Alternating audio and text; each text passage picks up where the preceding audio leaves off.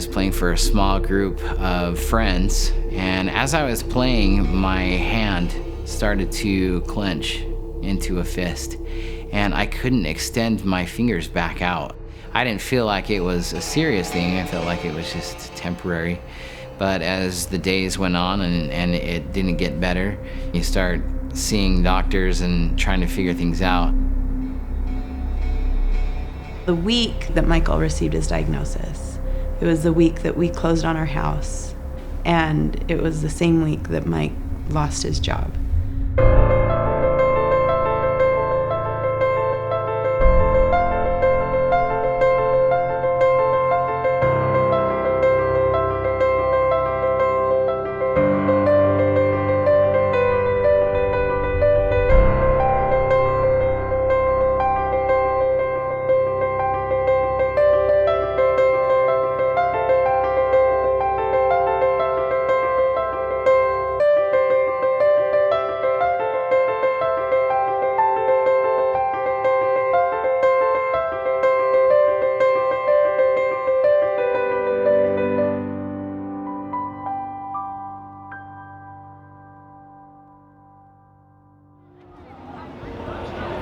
We've got Michael's booth going on this week. We've got Julie's with little J headbands.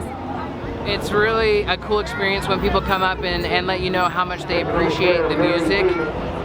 I was putting a headband in a girl's hair that was really short, and I just kept complimenting her on how cute her hair was. And she said, "Well, are you Michael's wife?" And I said, "Yeah."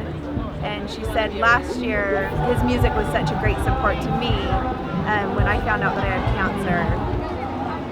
A lady came in, she had a child who was very ill, and the child was in primary children's hospital. Every single day she would play the music, and every time the nurses would come into the room, there was a spirit there.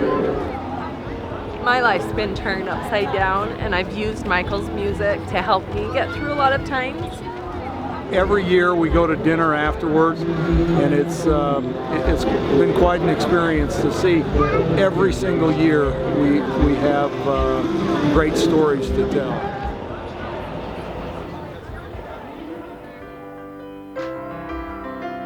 I have a goal of wanting to make sure that people can feel the spirit of the music. So I'm gonna roll on that. That's great. All right. So here we go off the top. Sorry, I missed that note there on the bottom. It's okay. We're still working it out. Okay. Sometimes it takes a lot of patience, and it's really frustrating to go through so many different styles and different key signatures and different notes and left-hand rhythms and patterns, and not to have anything after 40 hours of work is, as you can imagine, is really frustrating. You could be louder here if you wanted to. Unless you're. Yeah, no, I want to build it right there. So. But then when it clicks and when it finally comes together and you just feel the spirit confirm to you that that's in fact the direction that you need to go, that's a special moment. And I think that's one of the things that keeps me arranging.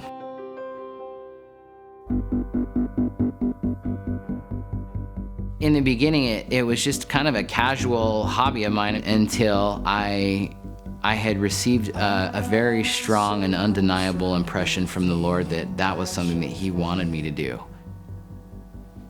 On Believe, the first album, I was serving my mission when he was recording a lot of it, and then he sent me the demo tape. I just remember listening through it the first time and realizing that he had done it. Then it was years later until we actually released it. During that time as well, my father got very ill. He was a brilliant musician. I remember going up to the hospital and telling my dad that I'd been at the piano and recording that day, and there's one song in particular that I'll always remember. It was the last song that he had composed before he passed away. I was anxious to put his composition on the album so that I could hear that again and that others could hear that again as well.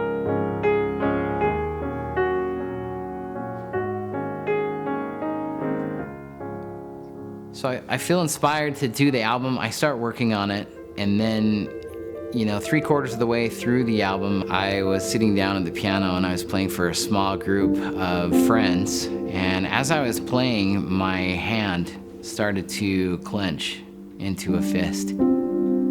Finally, I just had to stop. I didn't feel like it was a serious thing. I felt like it was just temporary. But as the days went on and it didn't get better, days turned into weeks and weeks turned into months. As we saw different doctors and different specialists, everyone was focused on an acute injury. There's definitely dark times. In a way, I felt like the Lord owed me. There were several times where I thought, I'm not doing this.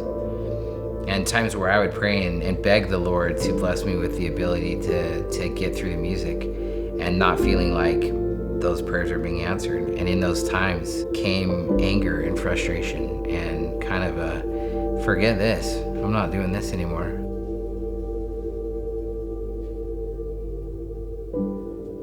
To be frustrated with the Lord is a bad place to be, because it's very hopeless. I felt the weight of a potential diagnosis probably the most when the doctors started thinking that it could be systemic.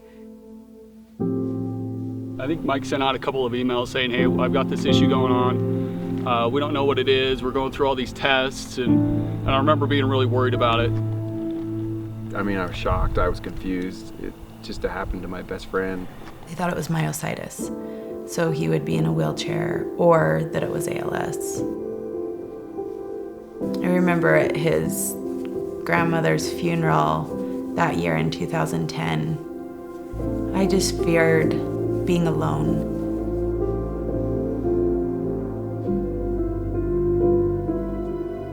As I went through day to day and week to week and wasn't able to play, it was very humbling. I remember sitting down with my mom one evening and talking to her, and she said, Mike, maybe you're not praying for the right things. It took a long time for me to realize that the Lord had not deserted me, but He was trying to teach me. I was diagnosed with what's called progressive muscular atrophy. It's a slowly progressive form of ALS. People who are diagnosed on average have 4 to 6 years.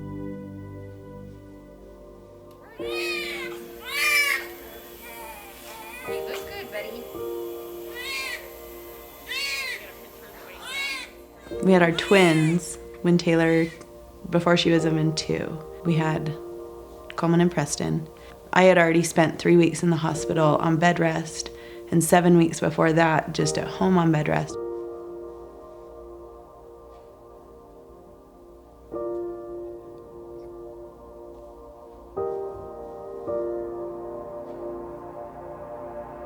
They were in the NICU for 3 weeks. They were 6 weeks early. We were in between homes.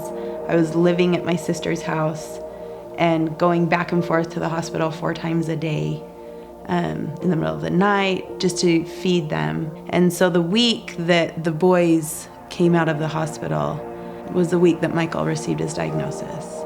It was the week that we closed on our house, and it was the same week that Mike lost his job. And then on Sunday, we needed to give a talk on faith through adversity.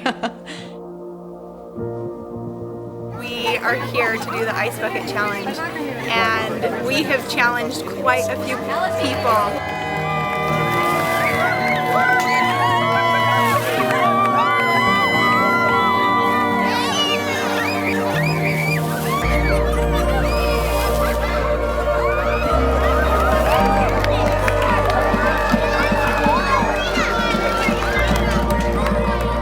It gives you an eternal perspective on life.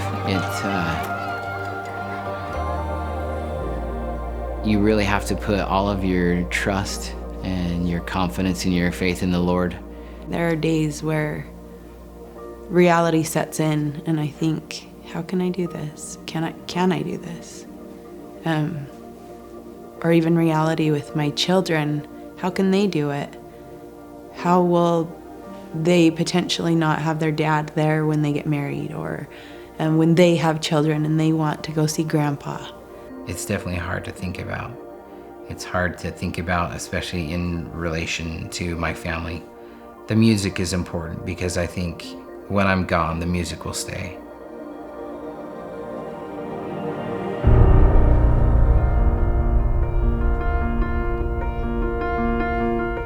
The trial doesn't define you. What you're going through doesn't define who you are. You define you. You choose your attitude. You choose what you'll do with it. I think that anybody who has a trial or a challenge that can take it to the Lord and really ask, how can I grow from this? What are you trying to teach me? That's where the change of heart is. That's where the hope comes from. Things happen to you. You don't get to choose if you will make the sacrifice to be married to a husband that has a terminal disease. You get to choose what you do with it. I really think that that's why the Lord blesses us with trials and challenges. Hope is knowing that there is a God, and not just a God, but a God that knows us personally. Because of the atonement of our Savior Jesus Christ, I know that He understands me perfectly because He's experienced it. I mean, He truly knows what this is. Those little things form you into who you'll be, but you have to choose it. Life is eternal if we make the right decisions, and feeling that peace, that's what gets us through. There's somebody watching out for us.